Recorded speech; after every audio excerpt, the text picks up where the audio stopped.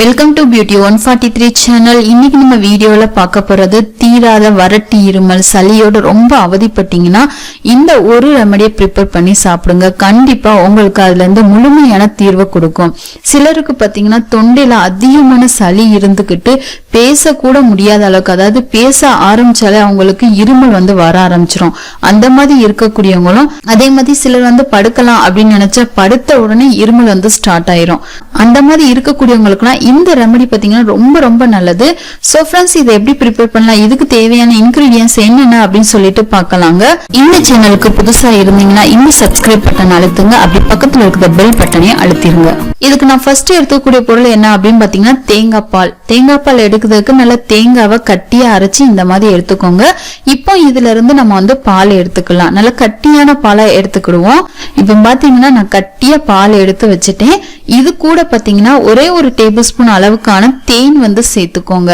இது கூட பாத்தீங்கன்னா ஒரு அரை டீஸ்பூன் அளவுக்கு நம்ம சுக்கு பொடி பாத்தீங்கன்னா எல்லா நாட்டு மருந்து கடையிலும் பொடியாவே இருக்கு. இல்ல முழு சுக்கா கூட நீங்க வாங்கிட்டு அதை அரைச்சி ஒரு பாக்ஸ்ல வச்சுக்கோங்க. இது எல்லாத்துக்குமே ரொம்ப ரொம்ப நல்லது.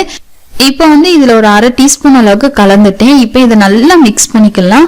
மிக்ஸ் பண்ணிட்டு இதை நீங்க நைட்டு தூங்க போறதுக்கு முன்னாடி எடுத்துக்கிட்டே வரலாம். ஒரு நாளைக்கு 2 அல்லது 3 வேளை எடுத்துக்கிட்டே வந்தீங்கன்னா அந்த வறட்டி இருமல் சளியாகும். இந்த தேங்காய் பாலை நீங்க எடுக்கிறதுனால இருமல் சளி தொந்தரவு மட்டும் அல்லாம வேற என்னென்ன நோய்க்கெல்லாம் இது ரொம்ப நல்லது அப்படின்னு பாத்தீங்கன்னா வயிற்றுப்புண் அதிகமா இருக்கக்கூடியவங்க இந்த தேங்காய் பாலை எடுத்துக்கலாம். இதுல சுக்கோட அளவை கம்மிப்படுத்திட்டு இல்ல சுக்கை இல்லாம கூட நீங்க எடுத்துக்கலாம். இது அல்சர் ப்ராப்ளத்தை சரி பண்ணுறதுக்கு ரொம்பவே நல்லது. அதே மாதிரி உடல்ல இருக்கக்கூடிய எலக்ட்ரோலைட்டிக் சமநிலைப்படுத்தும். எளிதில் ஜீரணம் ஆகக்கூடியது. உடல்ல நீர்ச்சத்தே இல்ல, சருமம் ரொம்ப வறட்சியா இருக்கு அப்படிங்கிறவங்க இந்த தேங்காய் பாலை எடுத்துக்கலாம். ஏன்னா ஒரு கிளாஸ் அளவு தேங்காய் பால்ல பாத்தீங்கன்னா ஒரு நாளைக்கு தேவையான முழுமையான நீர்ச்சத்து இதுல இருக்கு. அதனால உங்க சருமம் வறட்சி அறையாம இருக்கிறதுக்கு இது ரொம்பவே நல்லது. இன்னும் பாத்தீங்கன்னா தலைமுடி அதிகமா உதிருது, வளரவே இல்ல அப்படிங்கிறவங்க இந்த தேங்காய் பாலை ரெகுலரா எடுத்துக்கிட்டே வரலாம். இதனால பாத்தீங்கன்னா தலைமுடி வளர்றதுக்கு உண்டான ஊட்டச்சத்துக்களை இது கொடுக்கும். மேலும் பாத்தீங்கன்னா முடி நீளமாவும் அடர்த்தியா வளர ஆரம்பிக்கும். அதே மாதிரி சருமம் பளபளப்பா இருக்கணும்னு நினைக்கிறவங்களும் இந்த தேங்காய் பாலை எடுத்துக்கிட்டே வரலாம். சில பேருக்கு பாத்தீங்கன்னா ரொம்ப அதிகமா பசிக்கும், அதிகமா சாப்பிட்டு ஓவர் வெயிட் போட்டிருப்பாங்க. அவங்க எல்லாம் இந்த தேங்காய் பாலை ரெகுலரா எடுத்துக்கிட்டே வந்தீங்கன்னா உங்க பசியோட தன்மையை கட்டுப்படுத்தும். ஏன்னா இதுல நார்ச்சத்து அதிகமா இருக்கனால பசிக்கக்கூடிய தன்மையே இருக்காது.